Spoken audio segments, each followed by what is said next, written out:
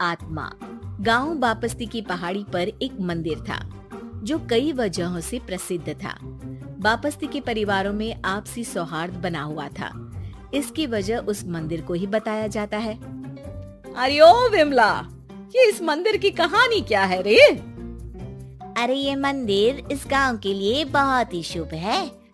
अरे शुभ तो है, तो फिर भी लोग इस मंदिर से दूर क्यों रहते हैं? ये इतना वीरान क्यों रहता है? अरे बड़े बुजुर्ग कहते हैं कि मंदिर में आत्माओं का राज है जो लोगों की मदद करते हैं, लेकिन मंदिर से सभी को दूर भी रखते हैं।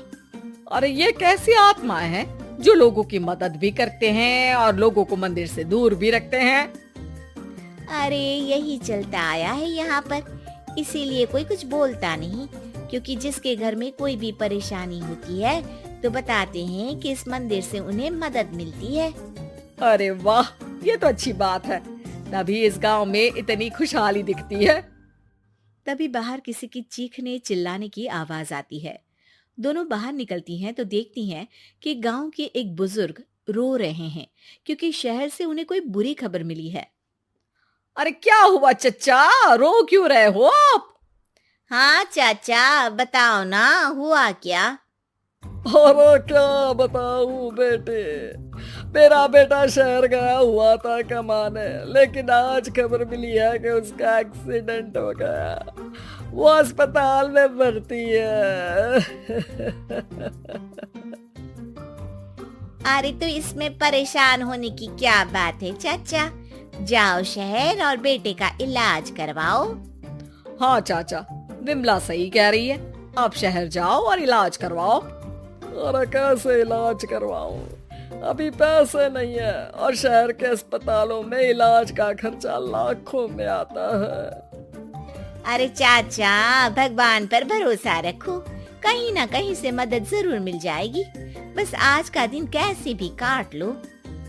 अरे अब तो बेटा थोड़ा समय काटना भी मुश्किल होता जा रहा है। देख कमला, तू ही समझा चाचा को। अरे पैसों का कहीं ना कहीं से इंतजाम तो जरूर हो जाएगा। अरे चच्चा, जब विमला कह रही है तो थोड़ा उस पर भी भरोसा रखो।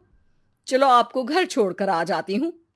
उसके बाद कमला उन बुजुर्ग को लेकर चली जाती है और विमला मंदिर की ओर चली जाती है। विमला मंदिर की सीढ़ियों पर चढ़ते हुए दूर से नजर आती है। उसके बाद वो आंखों से ओझल हो जाती है। उसी रात उस बुजुर्ग के घर के बाहर एक थैला रखा हुआ मिला। बुजुर्ग उस थैले को देखते ही चौंक पड़ा, क्योंकि उसमें 5 लाख रुपए रखे हुए थे। वो बुजुर्ग सुबह दौड़ा दौड़ा गांव के दूसरे बुजुर्गों के पास गया।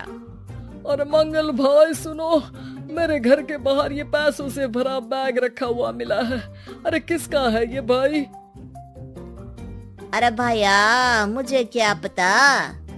तभी उधर से कमला और विमला निकलती हैं। अरे बेटा सुन तो, देख ये क्या रखा हुआ था मेरे घर के सामने। कमला और विमला हैरानी से देखती हैं। अरे वाह, देख विमला, तूने कहा था ना कि कोई ना कोई मदद जरूर करेगा। अरे भगवान सबकी मदद करते हैं, ये पैसों की मदद भी भगवान ने ही भेजी है।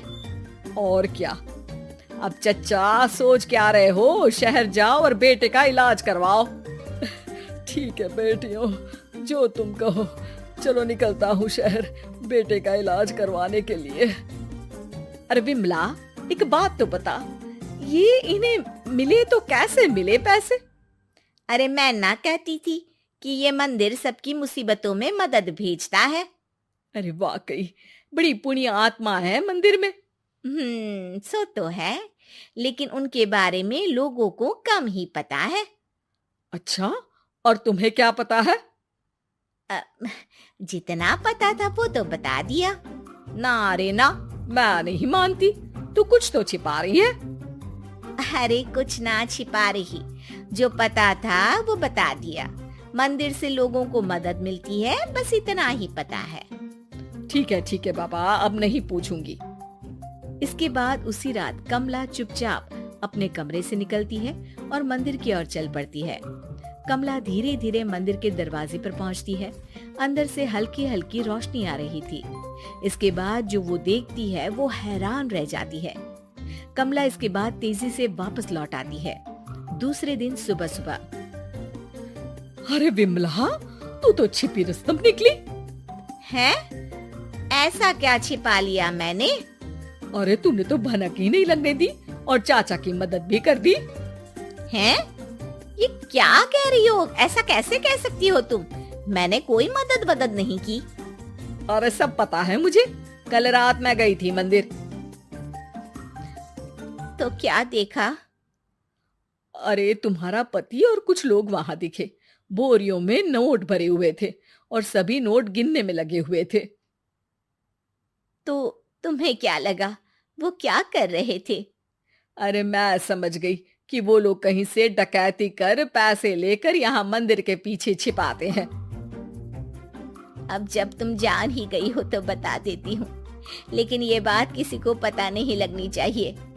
मेरे पति डकैती नहीं डालते हैं, बस उन लोगों से पैसे छीनते हैं जिन्होंने गलत तरीके से पैसे बनाए हैं। और फिर लोगों की मदद करते हैं। यही है वो पुण्य आत्माएं जो लोगों को मदद पहुंचाती है। अब समझी? हाँ, अब समझी हूँ पुण्य आत्माओं का चक्कर। सही है। करते रहो मदद, लेकिन सावधानी से, मेरी तरह कोई और ना पहुंच जाए।